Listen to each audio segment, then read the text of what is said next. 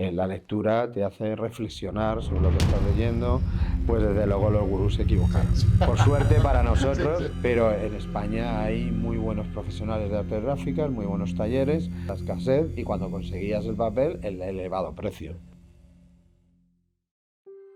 El libro es uno de los inventos más antiguos de la humanidad y el que más ha moldeado y desarrollado a la sociedad. La manera de llegar los libros a las personas ha seguido evolucionando de una manera extraordinaria. En el Grupo Gómez Aparicio llevamos más de 65 años fabricando libros. Hace 10 años fundamos Liber Digital, demostrando que la innovación sigue siendo una constante en la manera de hacer libros. Y sin embargo, los libros siguen teniendo una constante inalterable: las personas. Por eso, el programa de Books and People tiene como objetivo visibilizar el rico ecosistema que engloba el libro en papel, para dar voz a todos los eslabones de la cadena y personas que forman parte. En ocasiones, no tan visibles para el lector. Es un homenaje al libro, a todas las personas que forman parte de este maravilloso mundo y los lectores. Hablaremos con escritores y escritoras, traductores, editoriales, librerías y también con oficios menos conocidos para el lector como distribuidores, imprentas, maquetación, etc., para desengranar las peculiaridades de cada ángulo que compone la cadena del libro. De esta manera, daremos luz a este mapa conceptual que hemos creado para entender la riqueza que hay detrás del libro. En definitiva, Books and People es un tributo a las personas que hacen libros y a los libros que hacen a las personas. Hoy recibimos en Books and People a Víctor Benayas, director de producción de Penguin Random House, licenciado en periodismo por la Facultad de Ciencias de la Información de la Universidad Complutense de Madrid, donde también completó el Diplomado de Estudios Avanzados, DEA, superando los 3 años de investigación del Doctorado de Ciencias de la Comunicación. Apasionado de los libros y la lectura, desde muy pequeño su trayectoria profesional siempre ha estado ligada al sector editorial, donde comenzó trabajando en el año 1986 como librero de la librería Fábula de Alcorcón, pasando posteriormente a trabajar en editoriales como Anaya y Santillana, en los departamentos de realización y producción editorial. Ha ejercido también como profesor, impartiendo durante 10 años los cursos de realización y producción editorial, en el Magíster de Edición de la Universidad Complutense de Madrid, en colaboración con la editorial Santillana. En la actualidad, es director de producción de Penguin Random House, donde además de ser el responsable de toda la producción de todos los sellos de Penguin, en España, desempeña también la posición de director de cadena de custodia de certificación de papel FSC. Víctor, muchísimas gracias por venir. Es un placer tenerte aquí. También agradecer a la amistad, como siempre, cedernos ese espacio para poder grabar este podcast. Y aunque ha habido una breve presentación tuya, Víctor Benayas es una persona muy interesante porque aparte de ser director de producción de Penguin Random House, aparte de llevar la cadena de custodia también de la editorial, tiene un recorrido muy, muy extenso en el mundo editorial, hace muchos años, aunque parece joven, pero sí que lleva muchos años. Aparte ha escrito un libro también y también trabajó en una librería, es decir, que tiene un recorrido muy extenso y muy transversal dentro del mundo del libro, por lo tanto, hoy vamos a aprender mucho. Entonces, muchísimas gracias. ¿Qué vamos a ver hoy? Siempre hablamos de nuestro mapa conceptual, un mapa conceptual donde lo que queremos es visibilizar todo lo que es el mundo del libro y cada eslabón de la cadena que forma este ecosistema tan maravilloso en el que formamos parte. Entonces hoy vamos a hablar del departamento de producción, en este caso de Penguin Random House, de cómo se gestiona un departamento de producción y de fabricación. Qué mejor que contárnoslo que tú, que lo lideras. Entonces, aunque ha habido una breve presentación tuya, ¿quién es Víctor Benayas y cuál es su recorrido en el mundo editorial? Bueno, lo primero, muchas gracias por invitarme a esta serie de podcast que estáis haciendo para celebrar el aniversario de Liber Digital, ¿no? Y gracias por la librería también, por este entorno tan maravilloso, ¿no? Qué mejor lugar para hablar de libros que en una librería, ¿no? Pues ¿quién es Víctor Benayas? Pues la verdad, yo creo que lo primero es un apasionado de los libros, ¿no? Fundamentalmente, ¿no? Aunque luego mi trayectoria profesional, por suerte, he tenido la grandísima suerte de trabajar en el mundo editorial. Desde muy joven, pues me gustó siempre mucho leer, ¿no? Y como tú bien dices, he tocado distintos aspectos del mundo editorial. Mi primer contacto fue en el año 1986, que entré a trabajar en una librería en la zona sur de Madrid, en concreto en Alcorcón, donde vivía. Y la verdad que fue algo impresionante para mí. Estaba haciendo entonces la carrera, hice periodismo, estaba estudiando periodismo y trabajaba en la librería y luego me iba a estudiar a la Universidad Complutense. Y eso fue mi primera experiencia profesional, digamos, ¿no? Porque lógicamente desde muy pequeño me encanta leer y siempre he leído mucho y sigo leyendo mucho. Y de ahí mi segunda experiencia profesional ya fue saltar al mundo editorial, ¿no? Primero en editoriales pequeñas, en la editorial Incafo, que en aquel entonces publicaba una revista muy buena, que era la revista Periplo, que era una revista de viajes y fotografía, ¿no? En la cual yo diseñaba y maquetaba algunos números de la revista y también hacíamos libros de gran formato, de viajes y de fotografía. Luego pasé por la editorial Anaya también, en Anaya Turing, en el departamento de realización técnico de Anaya Turing, hacia guías de turismo. Y finalmente ya en 1990, digo finalmente porque fue el sitio ya que me consolidé, ¿no? En 1990 entré en la editorial Santillana y en concreto para hacer los libros, entre otras, del sello Alfaguara, Aguilar, Taurus, ¿no? Sellos de referencia, la verdad, en el mundo editorial español y de los cuales, sobre todo Alfaguara, estoy profundamente agradecido de que me diera la oportunidad de entrar a trabajar y de estar trabajando en Alfaguara desde entonces. En el año 2014, cuando Penguin Random House compró todos los sellos de librería de la editorial Santillana, pues entonces pasé a formar parte de Penguin Random House en el departamento de producción y un año después a liderar, digamos, el departamento de producción de Penguin Random House, que ahora mismo es uno de los editores de referencia, lógicamente, en nuestro país y el volumen de sellos y de publicaciones que hacemos es enorme, ¿no?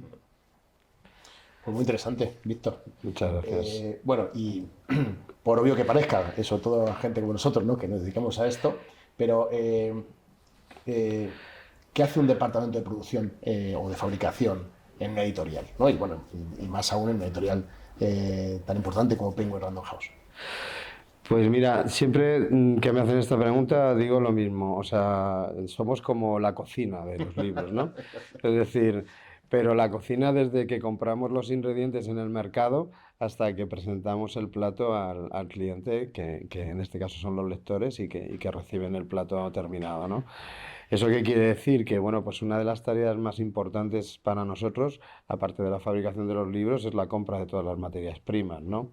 Esto es algo que no se ve, que es difícil de entender a lo mejor, pero que claro que con los volúmenes que nosotros manejamos acarrea muchísimo tiempo y mucha gestión, ¿no? Mucha gestión porque tenemos que comprar toneladas y toneladas de papel para luego poder de alguna manera imprimirlo y sacarlos a la venta. Pero también otra de las partes importantes del departamento de producción consiste en toda la parte de maquetación y preimpresión, ¿no? O sea, nosotros tenemos un departamento de producción integrado en el cual no solamente compramos la materia prima, fabricamos los libros, sino que también hacemos toda la parte de preimpresión. La parte de preimpresión es muy importante porque al final es la que puede generar los archivos lo suficientemente sólidos y fiables para que luego en las imprentas no haya ningún problema, ¿no? Cuando llega el manuscrito al editor, el editor hace un trabajo muy laborioso de revisar el manuscrito, corregirlo en sus distintas fases y una vez corregido y terminado de revisar y maquetado, somos nosotros los que nos encargamos de darle forma de libro creando un prototipo que es el que nos va a servir para luego fabricar en serie, ¿no? Desde 100 hasta 100.000, ¿no? Dependiendo del autor y de las necesidades. Otro de los temas fundamentales para nosotros dentro del departamento de producción es toda la gestión de pedidos. Claro, nosotros no tenemos imprentas propias, trabajamos con una serie de imprentas externas y a los que tenemos que mandar los pedidos de fabricación, pero también tenemos que hacer con ellos todo un control de seguimiento, de control de calidad y de revisión de todas las fases del proceso. Pues se revisan todos los hitos que se van realizando, desde, como digo, la preparación del archivo PDF, que es el que se va a enviar a la imprenta, luego los plotters digitales, que digamos que es el libro impreso ya en forma de copia láser, ¿no? De una impresora láser, pero que nos sirve para dar el visto bueno a todas las copias que se van a hacer posteriormente, lo que llamamos las capillas, que son el libro que una vez está terminado e impreso por la imprenta, pero sin encuadernar, lo revisamos para comprobar que todo está correcto, de que no se ha cambiado ninguna página o de que no ha habido ningún error en el proceso de impresión. Y luego, claro, toda la parte de encuadernación, que es muy importante, y que también revisamos todos los procesos, la impresión de la cubierta, de las fajas, de las sobrecubiertas, de las tapas si las lleva por ser un libro de tapa dura, hasta el libro terminado. No hay ningún libro de nuestra editorial que entre en almacén sin que antes haya sido revisado por el departamento de producción para darle el visto bueno, ¿no? Es el control de calidad definitivo que nos permite dar el ok para que se puedan llevar los libros a nuestro almacén y luego distribuirlos. Muy interesante. Estamos ahora en la zona de las preguntas genéricas, ¿no? Que da igual que sea una librería, que sea un editor o que sea un departamento de producción, son todas iguales porque luego se cruzan, ¿no? Sí. Todas unas notas que tienen que ver con las perspectivas. Y precisamente ahora la siguiente pregunta genérica es: ¿cuál es la visión del mundo del libro desde la perspectiva de un departamento de producción como Penguin Random House? Bueno, pues la verdad es que, claro, nuestro trabajo es mucho más técnico, ¿no? Entonces, nuestra visión siempre es una mirada mucho más técnica, ¿no? Actualmente el mundo del libro está teniendo una revitalización porque estamos viendo cómo está creciendo la venta y la lectura. Los parámetros de lectura en España nos están poniendo que cada año crecemos no solo en índice de lectores, sino en índice también de ventas de libros, tanto en librerías físicas como esta, como en librerías por internet. Y claro, la visión que nosotros tenemos es que este crecimiento, lógicamente, va acompañado de una mayor carga de trabajo, evidentemente, para el departamento de producción y una mayor gestión. Y también, lógicamente, de una mayor necesidad de materias primas, que son uno de los temas que luego hablaremos, más relevantes digamos, como hitos importantes de lo que está pasando actualmente en el mundo del libro desde el punto de vista de un departamento de producción, ¿no? O sea, ¿qué quiere decir esto? Que maravilloso que crezcan lectores, maravilloso que se vendan más libros, porque eso indica que estamos en un sector muy saneado, muy rentable, muy bien gestionado, pero también implica una serie de procesos y trabajos adicionales que a veces el sector, tanto desde el punto de vista de las materias primas como desde el punto de vista de los fabricantes, no está preparado todavía o del todo preparado para asumir esa importante demanda que estamos viviendo. Me ha encantado la metáfora que has hecho de la cocina, ¿no? Y es cierto, ¿no? Es decir, porque cuando alguien viene a una librería, como aquí, pues ve un libro, lo coge, lo compra y no reflexiona ni piensa sobre aguas arriba todo lo que pasa, ¿no?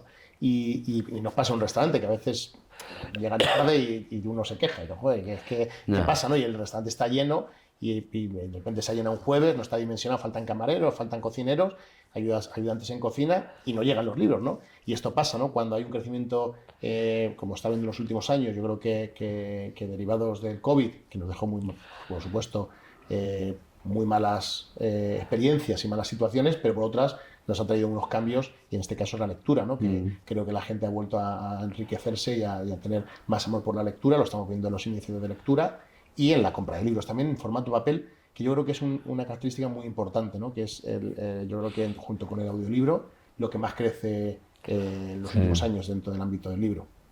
Sí, exactamente. Como bien dices, el COVID, lógicamente, fue una desgracia, fue algo horrible para la sociedad en general, ¿no? Pero una de las cosas que trajo fue que aumentó el índice de compra de libros y por tanto de lectura también, ¿no? Aumentó también mucho las ventas en Internet de los libros y esto nos ha puesto una situación en el mundo editorial un poco inédita, ¿no? Porque se pensaba todo lo contrario años atrás, ¿no? Que los libros físicos en papel iban a ir perdiendo importancia a favor de los libros digitales, por ejemplo, ¿no? Que luego podemos hablar de ello y que también son muy importantes, pero ha sido todo lo contrario en los dos últimos años, ¿no? En los dos últimos años el libro físico ha tenido todavía un mayor volumen de ventas, un mayor volumen de lectores, Con lo cual, eso es una buena noticia para la sociedad en general, ¿no? Leer de Que, cultura y al que, que final. la gente se reengancha a la lectura. Hoy en día, con la dificultad que tiene encontrar un hueco para leer, y lo digo por propia experiencia, ¿no? Por todos los inputs que tenemos, ¿no? A nivel cultural, de mediáticos, sobre todo las series, la televisión, Las el redes cine, que sociales, es todo. las redes sociales, que está muy bien y es estupendo, pero hay que dejar un hueco para la lectura, ¿no? Y se ha visto cómo la sociedad está dejando ese hueco para la lectura porque están, ¿no?, aumentando los niveles de lectores y los niveles de ventas de libros, ¿no? Sí, además yo creo que ahí tiene mucho que ver el papel. Es un momento de quietud. Si yo a veces hago una reflexión y pienso la cantidad de... Es decir, casi todas las actividades que hoy tenemos están en una pantalla. Trabajamos en un ordenador, mandamos mensajes por un teléfono que tiene una pantalla, nos llamamos por un teléfono que tiene Sí, una pantalla, vemos series en una televisión, práctica, incluso, por ejemplo, cuando uno estudia algún idioma complementario, con Duolingo, ¿no? Por ejemplo, pues igual, ¿no? Lo estás haciendo en una pantalla y al final estamos rodeados de pantalla, de impactos que tienen redes sociales, etcétera. Y sin embargo, el momento de quietud para mí, en mi caso, por ejemplo, personal, es cuando estoy con el libro porque no tengo un mecanismo que me recuerda a muchas otras cantidades de cosas que se pueden hacer ahí, ¿no? El libro es solo para leer y lo toco y es una cosa, una sensación más emocional y una conexión diferente que leer en una pantalla o en un audiolibro, en mi caso, ¿no? Por ejemplo, ¿no? totalmente de acuerdo. El libro es una experiencia, casi diría yo, vital, pero porque es la lectura la experiencia vital, Claro. ¿no? Y también la escritura. El otro día precisamente, y me gustaría compartirlo aquí, estaba oyendo la cadena SER, una entrevista, vamos, una encuesta de estas que hacen los sábados por la mañana, y la pregunta era, ¿cuánto tiempo hace que no escribes en papel? Escribes en papel, ¿no? Sobre papel. Y era curioso porque salían a la calle, hacían preguntas a las personas. Era el programa de Javier del Pino, no sé si lo has oído alguna vez. Salían a la calle, hacían preguntas y había personas que decían que hacía 3 meses que no escribían sobre papel. No, y me sentí profundamente privilegiado Sí, yo igual. Yo lo he dicho de porque escribir todos los yo días en igual, papel, ¿no? yo todos los días escribo en papel. Pero es verdad que, claro, con todos los recursos digitales que tenemos, todas las pantallas, es verdad que mucha gente, si no hace el ejercicio o el esfuerzo, o si su trabajo no lo requiere, como es el nuestro, Claro. que a mí me requiere escribir mucho en papel, pues entonces es verdad que pueden pasarse semanas y meses sin Sí. escribir en papel, ¿no? Y la experiencia que significa leer y escribir es algo inigualable, Sí. ¿no? Aparte, de hecho, aquí va a venir al podcast, al programa, viene un neurocientífico que va a hablar de los beneficios de leer en soporte de papel Claro. y escribir, que también, ¿eh? Porque indagando, investigando sobre lo que es el soporte de papel, hay una conexión y que tiene que ver mucho más con la memoria, con las emociones, porque cuando Mm. más sentidos intervienen en un proceso, pues en la escritura, que es el tacto y el transmitirlo, genera memoria, genera una serie de situaciones totalmente diferentes a las que puede haber en una pantalla, ¿no? Yo a veces lo pienso que hace 20, yo estudié la carrera hace más de 20 años, también ya empiezo a tener una edad, y me acuerdo que ya había algunos que tomaban apuntes, yo nunca he sabido tomar apuntes si no son con un boli y un papel, ¿no? Sí, Con ordenador, y con me ordenador impresionaba y directamente. lo pensaba que era más eficiente, pero nunca lo he conseguido. Y yo solo tomando apuntes con que luego los pasaba limpios otra vez en papel y con boli, y yo ya solo de esa manera ya aprendía, es decir, ya Claro, estudiaba. te hace aprender y reflexionar. Es igual que el libro, ¿no? La lectura te hace reflexionar sobre lo que estás leyendo, aprender, bueno, os lo explicará mejor el neurocientífico que yo, evidentemente, pero desde luego es un ejercicio sumamente recomendable, ¿no? Sí, totalmente. Yo siempre me pongo un poco, aparte de que trabajo en esto y que lo tengo que hacer por mi trabajo, el día que pasa que no me da tiempo a leer algo, me estoy como disgustado conmigo mismo, ¿no? Molesto por haber pasado un día sin haber leído algo, aunque sea un poquito, un par de páginas o algo, ¿no? Bueno, rematando lo que es la parte de preguntas comunes y genéricas, ¿cómo crees que ha cambiado el mundo del libro en los últimos 10 años? Y en tu caso, que tienes una trayectoria tan extensa, en los Mm. últimos 35 o los últimos 30 o 35 años. Bueno, la verdad que empezando por cómo ha cambiado en los últimos 35 años, que más o menos es el tiempo que llevo en el mundo editorial, yo creo que un hito sumamente importante y que a lo mejor es un poco desconocido para el público general, ¿no? O para los lectores en general, es el cambio tecnológico que significó pasar de la producción basada en la preparación del prototipo con fotolitos, lo que llamamos fotolitos, que era el plástico donde estaba, digamos, impreso las páginas del libro y luego se montaban en las imprentas, pasar a la autoedición digital, ¿no? Eso sí que fue una Es una revolución revolución totalmente. impresionante. Y también en las imprentas el paso después del montaje manual, porque era montaje manual de todos esos fotolitos, del pasado de planchas, que también era muy manual, al CTP, al pasado de planchas desde el ordenador, ¿no? Yo recuerdo que cuando empecé a trabajar con el primer Macintosh, fue la editorial Anaya, que en aquel entonces eran pioneros en autoedición digital. Y claro, yo no me podía creer que un Macintosh pudiera sustituir a las antiguas linotipias, Ya. ¿no? Y además un Macintosh que no tiene nada que ver con los que hay ahora, ¿no? Que son equipos sumamente profesionalizados y entonces estaban dando los primeros pasos en autoedición. Pero no obstante, aunque componíamos ya en pantalla y hacíamos la maquetación en pantalla, luego hacíamos el fotolito, no íbamos directamente a una salida digital en formato PDF. Entonces ese cambio fue abismal. Digo que es desconocido para la mayoría de los lectores porque ellos no lo conocían y no. Yo muchas veces me toca dar conferencias en escuelas de artes gráficas y cuando explico ahora a los alumnos de artes gráficas actuales lo que era un fotolito, nadie ha visto un Claro, no saben fotolito. ni lo que es cada, que no No saben saben ni lo que que lo son, ¿no? visualizan. Entonces muchas veces lo llevo porque yo conservo algunos en casa, lo llevo para enseñarlo, ¿no? Y la flipan de que eso luego pudiera hacerse una plancha y de esa Yo plancha trabajé en verano en una imprenta y los montábamos, claro. y Cuando montabais. cargabas las páginas de créditos, Sí, que cogías con un bisturí, las sacabas y la ponías encima y la pegabas. Es claro. una cosa para luego hacer la plancha, firmar la plancha. Nosotros desde el área editorial lo que teníamos es que daros a las imprentas todo ese paquete Sí, de sí, sí, sí, fotolitos sí. de un Y luego lo libro, montábamos. pero además, como teníamos un control de calidad bastante riguroso, una vez que lo filmábamos, porque estaban los talleres de filmación, que, bueno, las antiguas fotomecánicas, que ya desaparecieron la mayoría, una vez que lo filmábamos, revisábamos uno a uno para que a la hora de filmar no hubiera habido recorridos de texto, no hubiera habido cosas, ¿no? Entonces, era todo un puesto de trabajo, era revisar fotolitos uno a uno de todos los libros que hacíamos. Imagínate ahora con la cantidad de libros que Sí, hacemos si tuviéramos que revisar uno a uno, ¿no? Eso fue una ventaja enorme, pasamos a la preimpresión digital, ahora sacamos PDF tanto de interiores como de cubierta, por supuesto lo revisamos, lo validamos, lo chequeamos, pero es un trabajo mucho más dinámico y mucho y más mucho ágil. más ágil para poder fabricar los libros. Eso para mí fue un cambio importantísimo, que yo lo viví en ese momento, porque además esto sucedió en la década de los 90 y yo lo viví en mis primeros trabajos en las editoriales. Pero luego también hay dos cambios que yo creo muy importantes, que tienen mucho que ver con los hábitos de lectura y con los hábitos de compra. El primero, los hábitos de lectura, es la irrupción del libro digital.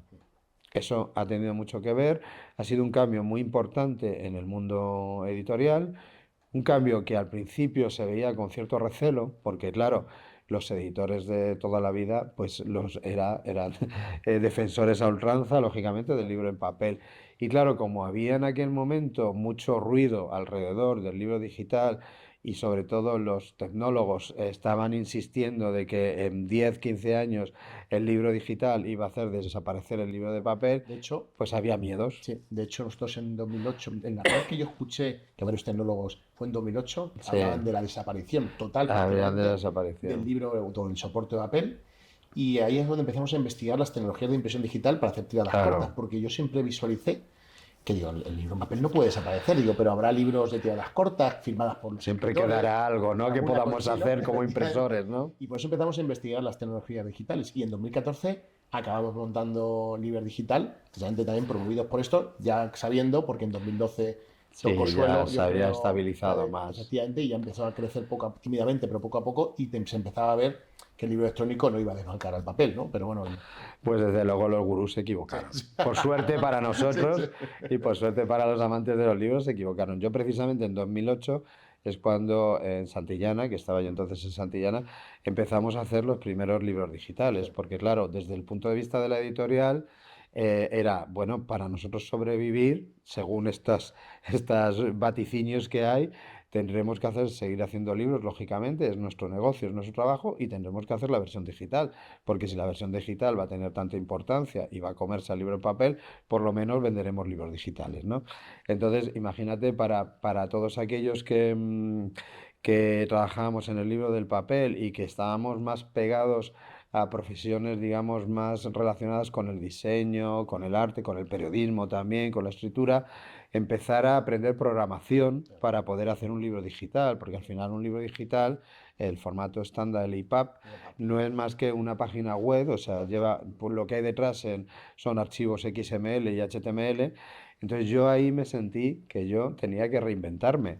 Y empecé a aprender programación y ahora no los hago directamente, pero los primeros libros digitales que se hicieron en Santillana yo los hice con código, aprendiendo a programar. Ahora ya se me ha olvidado porque lo dejé, pero ya tengo un equipo muy competente que se dedica a ello. Y luego hay herramientas, evidentemente, que te traspasan del PDF que va a la imprenta hasta el iPad sin necesidad de trabajar código.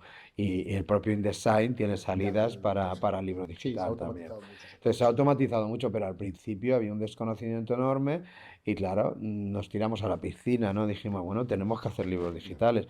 Hoy en día hacemos libros digitales de todas nuestras novedades y los sacamos y publicamos al mismo tiempo que la novedad en papel. Y eso es uno de los cambios importantes, que es, como digo, de los hábitos de lectura, pero también está el hábito de compra. El hábito de compra también ha cambiado, porque lo que hemos hablado antes, ahora se venden muchos más libros por internet, Claro. ahora la inmediatez de la venta cuenta mucho más y eso, que es importante y que se ha repartido, aunque siguen siendo las librerías el lugar de compra de libros más importantes. En el último barómetro salió que era el 46% de los lectores compran en las librerías y esperemos que sea por mucho tiempo porque yo soy un fiel defensor de las librerías, pero bueno, ha habido esa venta digital que no es desdeñable, es muy importante y hay que dar la cobertura también. Pero eso nos ha hecho también, sobre todo a los que trabajamos en el mundo de la producción, cambiar la velocidad en la que tenemos que hacer las Ya. producciones. Ahora, porque si un libro peta y un libro se empieza a vender en internet muchísimo y no tenemos ejemplares, tenemos que reimprimir con una Lo rapidez vivimos. enorme. Lo Lo vivimos. vivimos todos los días, como bien sabes, Sí. las famosas reimpresiones calientes, reimpresiones hot, pero también vuestra visión al montar libro digital fue muy buena, porque eso ha permitido también que de determinados títulos que no necesitan una tirada muy elevada, e incluso estamos ya en frontera de 1.000, 1.500 ejemplares, se puedan reimprimir en digital con mucha rapidez, ¿no? Esto cuando lo hablamos y nosotros decimos siempre, es que ha cambiado el mercado. Pues claro, ha cambiado los hábitos de compra. Sí, La gente cuando compra un libro en internet no es como antes, que tú a lo mejor ibas a una librería, yo lo he vivido cuando era librero, me venía y decían, no, no tengo el libro, está agotado. Bueno, ¿y cuánto puede tardar? Pues no sé, 2 semanas, 3 semanas, cuatro, cuando la empresa... Y la persona que quería ese libro se apuntaba y esperaba pacientemente claro. esas semanas a que la editorial pudiera reimprimirlo y volvérnoslo a servir a la librería. Ahora no, ahora la inmediatez, todos queremos tener los productos Totalmente. ya Sí. y más si lo compramos con un clic en internet.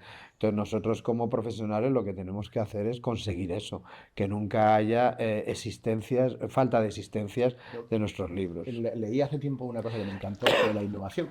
Y es una reflexión que más que tiene que ver con las primeras escrituras, ¿no? Y hablaba que decía, la innovación viene de la necesidad social, ¿no? Claro, Cuando hay una necesidad, nadie hace una se eureka, genera la invento un lápiz innovación. porque quiero escribir. Claro. No, hay una necesidad de dejar registros y entonces alguien inventa la escritura, ¿no? Y Ujú. ese fue, de hecho, el inicio de la escritura. Y hablo igual en esto, ¿no? Que a veces reflexiono sobre qué es antes el huevo o la gallina, ¿no? Claro. Que cuando empezó a haber esos cambios de hábitos, se requería ser mucho más ágil, más rápido. Empezamos a reflexionar sobre buscar otros tipos de tecnologías, porque al final esas tecnologías existían hace muchísimos años, pero no se habían necesitado en el mundo del libro, ¿no? Porque eran las tecnologías que se dedicaban a hacer cartas, que nosotros transformamos para hacer hojas de libros. Sí. Y al final es eso, ¿no? Es decir, hay una necesidad que la sociedad está demandando más agilidad, más rapidez. En su consecuencia, la editorial tiene que gestionar mucho más rápido todos los procesos editoriales, mantener un stock vivo, más amplio y hacer de manera rentable tiradas cortas y mucho más rápidas. Y entonces surge bueno, empresas de impresión digital para cubrir esa demanda y esa necesidad, ¿no? Que no viene de ser una necesidad social. Claro. Yo muchas veces lo simplifico cuando hablo con mi equipo, decir de un problema generar una oportunidad, ¿no? En Entiendo. definitiva, es eso, ¿no? O Así es. sea, bendito problema que sea que tengamos que hacer muchas reimpresiones rápidas, ¿no? Bendito problema para un editorial y para un equipo de producción, ¿no? Y lo bueno es que impresores como vosotros habéis entendido eso, habéis apostado por la revolución tecnológica en el mundo de la impresión y os habéis volcado en reimpresiones rápidas, tanto offset como digitales, en las dos. Pero eso es para nosotros una ventaja enorme, porque claro, nos permite decidir primero, dependiendo de la tirada, en qué sistema nos interesa, si en offset o digital, e incluso, aunque nos pueda interesar en offset, lo que prima muchas veces es la rapidez, entonces podemos hacer hasta 2.000 y 3.000 ejemplares en digital Totalmente. por la necesidad del momento, ¿no? O sea que es hacer de un problema una oportunidad, y eso es lo que estamos haciendo. Vamos a ir a las preguntas más específicas, aunque bueno, ha habido, bueno, claro, como esto al final no deja de ser una conversación, Claro, hemos abordado salen muchas de las muchas cosas cosas. que ahora veremos, ¿no? Pero una pregunta muy curiosa que yo creo que le va a interesar mucho a los espectadores es ¿cuántos libros fabrica una editorial como Penguin Random House en España? Una media más o menos. Sí. ¿Y cuántos pedidos gestionáis al año? Bueno, la Una verdad es media. que los números marean, Sí. ¿no? Bueno, voy a empezar poniendo un poco de contexto. Nosotros tenemos actualmente en Penguin Random House 46 sellos en español, que es muy enriquecedor, ¿no? Sí. Porque eso hace que desde la editorial podamos dar cabida a, si no el 100%, un porcentaje muy alto de la demanda de los lectores, ¿no? Entonces, con ese volumen las cifras son un poco, evidentemente, mareantes. Abrumadora, sí. En España, todos los años publicamos 2.100 novedades al año. Y luego tenemos un volumen de fabricación de 30 millones de libros anuales. Entonces, claro, 30 millones de libros anuales marea un poco, no solo por la gestión que hay que Claro, hacer para hacerlo, sino por toda la materia prima que luego podemos hablar que hay que conseguir para poder fabricarlos en un contexto no el más adecuado o no el más conveniente para la provisión de materias primas como estamos viviendo en los últimos años. Pero más curioso todavía es la cantidad de pedidos, porque claro, tenemos 2.100 novedades, pero luego tenemos muchísimas reimpresiones. En 2023 hemos superado los 14.000 pedidos, que es una cifra absolutamente vertiginosa, porque claro, hacemos muchas reimpresiones digitales, como hemos hablado, tiradas desde 50 hasta 100 o 500 o 1.000 ejemplares, y luego hacemos las tiradas más elevadas, ¿no? De lanzamientos, 100.000 o 200.000 ejemplares. Pero claro, la mayoría de los pedidos que gestionamos son de esas tiradas digitales más pequeñas. De esos 14.000 pedidos, más de la mitad son de impresión digital. ¿Por qué? Pues porque la impresión digital lo que nos ayuda precisamente es a la rapidez y a la inmediatez en reponer nuestro stock y a no tener stock inmovilizado durante mucho tiempo en nuestros almacenes, que eso es más caro que hacer varias veces a lo largo del año la reimpresión de un mismo libro en pequeñas tiradas, ¿no? Entonces, claro, 30 millones de libros fabricados y 14.000 pedidos es una cifra bastante es un reto cada mareante, año. es un reto cada año. Mm. Tenemos un fondo editorial vivo en papel de 20.000 referencias, que también es muy, muy elevado. Y en digital tenemos un fondo editorial de 21.000 referencias, es decir, 1.000 referencias más que en papel. Y esto es Claro, curioso, ¿por qué? Bueno, pues porque tenemos algunos sellos que solo se publican en sí. digital. Y entonces tenemos todo nuestro fondo editorial de esas 20.000 títulos, tanto en papel como en digital, más este sello que solo se publica en digital, que tiene 1.000 referencias. Muy interesante. Y entonces, bueno, esto va un poco ligado a todo esto y estos grandes volúmenes. ¿Cuál sería el reto, los retos más importantes para gestionar este nivel, ¿no? de producción, de volumen de trabajo? Pues aquí es la materia prima, sin duda. Para mí hoy en día, porque un reto durante años anteriores fue también la gestión de la producción, es decir, conseguir talleres que nos pudierais dar todo este servicio y con la inmediatez y la rapidez que lo necesitamos. Pero en España hay muy buenos profesionales de artes gráficas, muy buenos talleres y muchos de ellos y vosotros sois pioneros en ese sentido, habéis entendido que los editores necesitaban, aparte de la impresión convencional 11, la impresión digital para poder dar salida a todas las demandas o a todas las necesidades de su fondo editorial, ¿no? Entonces eso en los últimos 10 años ha sido un reto importante, pero yo ahí sí que creo que ese reto hemos alcanzado un punto muy idóneo tanto para los editores como para los fabricantes. Pero hoy en día el reto fundamental, o por lo menos a mí lo que más me preocupa, es la provisión de materias primas. En 2022 tuvimos un año absolutamente de caos absoluto por la escasez de materias primas para el sector editorial. Lo pasamos muy mal todos los editores, lo pasaron las imprentas también, porque pasamos de que no había materias primas para poder sacar todas nuestras novedades, entonces se entró en pánico como una industria que requiere de tantísimas toneladas de papel al año ya está visualizando desde enero de 2022 que no va a tener papel para todo su plan editorial del año, cuando eso nunca había pasado, al revés, solía haber papel en exceso. Entonces, claro, todos al entrar en pánico empezamos a comprar más de lo debido para tener más existencias, más recordó existencias. a la época de COVID cuando todo el mundo compraba papel higiénico. Todo lo Claro, mismo. parecido, ¿no? Sí, Pues sí. bueno, una de las razones por las cuales había menos papel en el mercado era también porque veníamos de la época del COVID, en que mucha industria papelera se había derivado, había dejado de fabricar papel para libros para fabricar cartón para los envíos digitales, que habían crecido tanto la logística de los envíos que el cartón les era más rentable y les sigue siendo todavía más rentable, ¿no? Entonces, claro, compramos en exceso. Es verdad que pasamos un año muy difícil, una gestión muy complicada para los equipos de producción. Yo creo que ha sido de mi trayectoria profesional el peor año de mi vida profesional, porque yo, por más que horas que dedicaba, si antes con una llamada de teléfono conseguía 200 o 300 toneladas de más a cualquier papelero, ahora para conseguir un camión de 24 toneladas tenía que estar una semana llamando a todos mis conocidos, ¿no? Entonces fue un año muy, muy difícil. Nosotros llegamos a vivir la situación de que te daban el precio cuando salía el camión. Sí, Cerrábamos el pedido a un sí, precio desorbitado ya.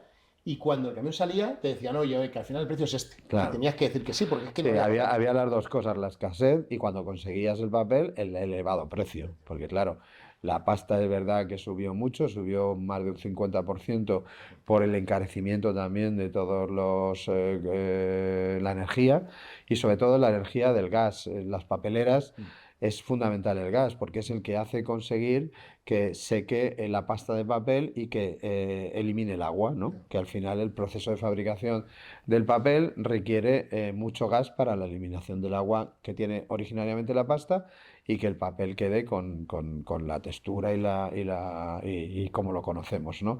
Entonces el gas subió tanto en esos años que la pasta subió muchísimo. Y hoy todavía sigue siendo un reto, es verdad que se ha relajado un poco más la cosa, ha bajado un poco más el precio del papel, ya no hay tantos problemas de falta de existencia de materias primas, aunque sí los papeleros te piden comprarles con mucha antelación o programarles con mucha antelación, que eso no está mal, nosotros ya lo veníamos haciendo antes, con lo cual no ha sido extraño para nosotros.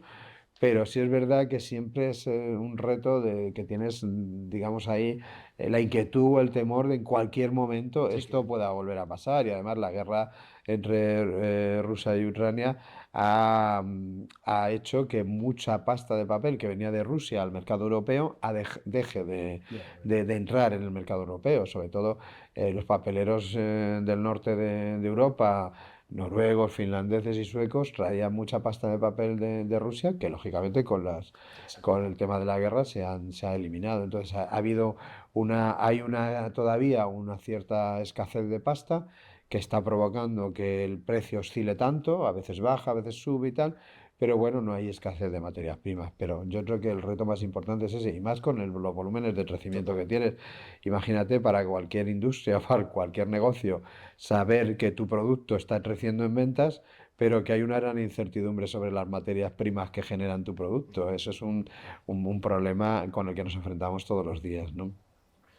Bueno, vamos a ir terminando con las preguntas específicas, pero aquí hay dos preguntas que para mí son muy interesantes, que yo creo que la gente ¿Hay alguna, vamos a meternos también con temas de sostenibilidad que creo que son importantes, ¿hay alguna moda o tendencia en el mercado actual que ayude o que perjudique la sostenibilidad de los libros, por ejemplo, o tendencias nuevas que estén Claro. imperando en el mercado? Nosotros en tema de sostenibilidad en Penguin Random House también somos pioneros. Quiero también mencionar que estamos certificados FSC, ¿no? Que es la certificación más importante del mercado papelero, que garantiza que todos los libros, todos los papeles que utilizamos vienen de fuentes responsables y no son producto de la deforestación o de que cualquier otra, digamos, tala indiscriminada de árboles. Y justo este año, en 2024, cumplimos 10 años de certificación. Nos certificamos en 2014, fuimos el primer editor en España certificado FSC y nuestro pilar de sostenibilidad está basado en la certificación FSC, ¿no? Aunque hacemos más cosas que ahora contaré, pero nuestro pilar fundamental es la certificación FSC. ¿Por qué? Porque al final cualquier libro, el 95% de la materia prima que utiliza, del componente de un libro, es papel o cartón. Entonces, si nosotros estamos certificados en FSC y sabemos que el 95% de nuestro producto es de fuentes responsables, ya tenemos un elevado Bien, a mí me porcentaje. gusta explicar a la gente cuando le explico algo qué es el FSC, qué es el PEF, o sea, qué son la Las cadena de custodia, certificaciones. me gusta hacer como una metáfora así, como una explicación muy sencilla, que es como los tomates que uno compra para una ensalada. Claro, Al final es papel que se coge de árboles, pero que se vuelve a replantar, de hecho muchos más, exactamente. ¿no? Y ahí está el dato que hace 60 años, cuando ves fotografía aérea de los bosques, la densidad de los bosques, sobre todo del norte de Europa, hay más densidad, han Sí, crecido en densidad con respecto a hace 60 años, porque aparte, los gigantes, es que todo lo que es un negocio hace que fomente, ¿no?, el crecimiento. claro. Sí, volvemos a la cocina, como ves. O Totalmente. sea que hay mucha similitud entre el libro y la cocina. Pero es verdad, es así como dices. De hecho, los papeleros del norte de Europa tenían la obligación de, por cada árbol que talaban, plantar 3 árboles, con lo cual por eso ha crecido la masa forestal. Listo. Nada. Pues vamos a ir terminando y hacemos dos preguntas que siempre nos gusta hacer a todos los invitados. La primera es, ¿qué libro recomendarías a la gente que nos está viendo? Y el motivo. Pues mira, precisamente siempre que me hacen una pregunta, ¿qué libro me recomiendan mis amigos o tal? Yo siempre voy a lo mismo y siempre recomiendo un libro de José Saramago. Ah, bueno. Cualquier libro de José Saramago Además que sí, porque... lo podría recomendar, ¿no?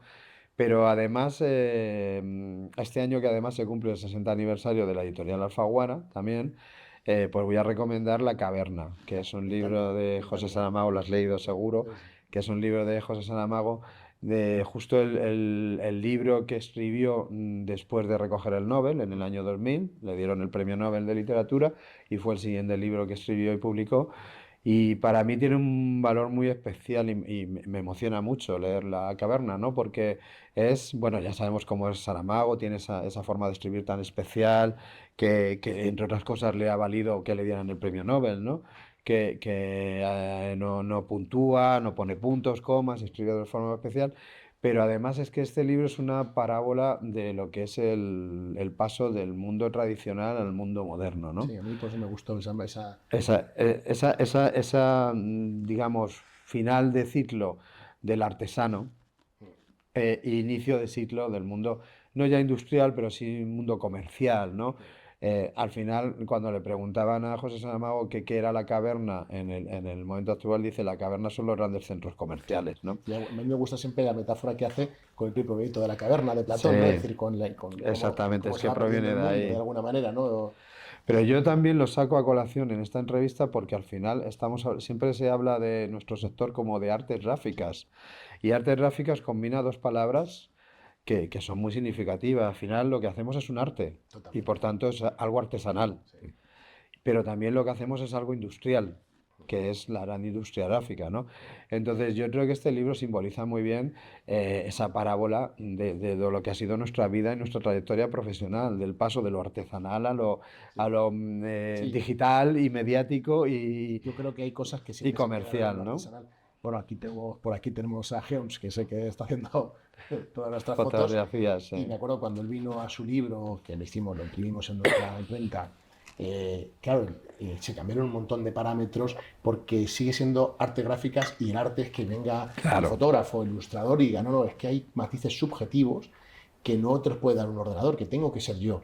Y además cambiamos todo, cambiamos planchas y al final salió la foto, claro, son fotos muy especiales, muy concretas, blanco y negro, claro, que tienen una identidad muy propia y si no llega a estar él, no hubiésemos podido obtener el resultado óptimo, ¿no?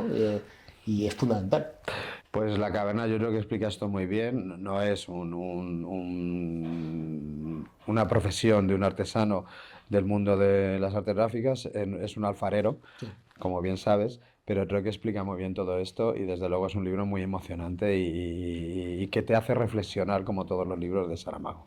Pues bueno, nosotros siempre regalamos a los invitados un libro. Muy bien. Este libro te lo regalo, es muy difícil regalarte un libro porque eres un gran lector. Gracias. Que acierte y que no te hayas leído. Entonces, bueno, me voy a aventurar este libro. Y te lo regalo porque dos de los invitados lo han recomendado. Y o sea, me ha parecido algo...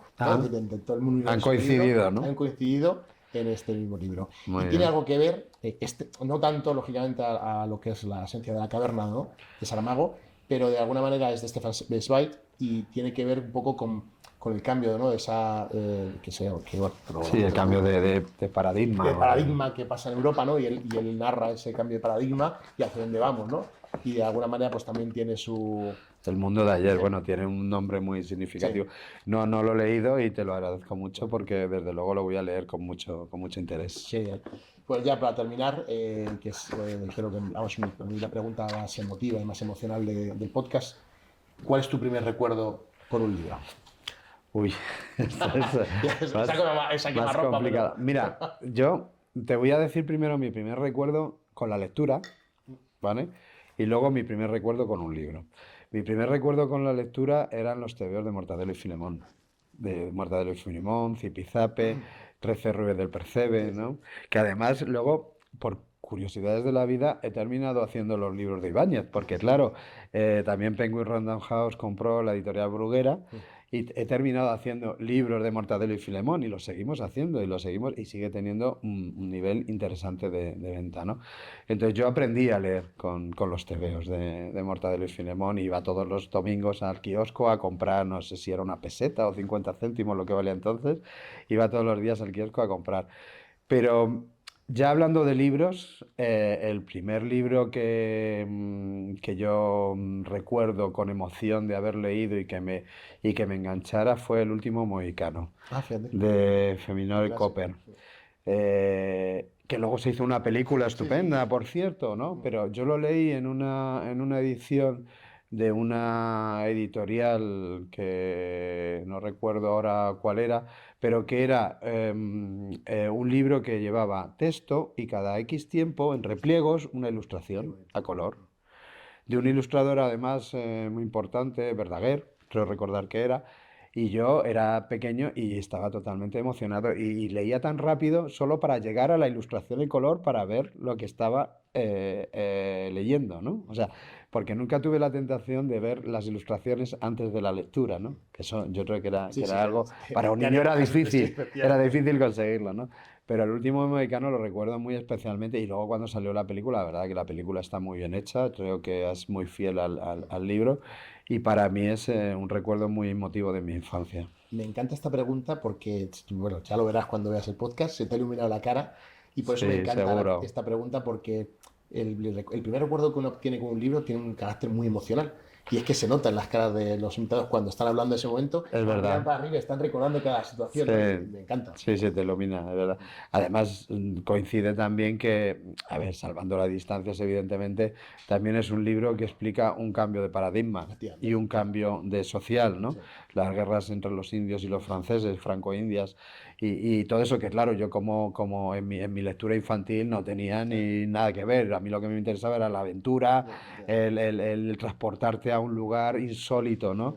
De las tribus americanas, de los indios americanos, pero luego con el tiempo reflexionas y dices, oye, ¿qué relación tan importante tiene pues dos libros tan distantes en el tiempo, ¿no? Como La Caverna o El último mohicano, ¿no?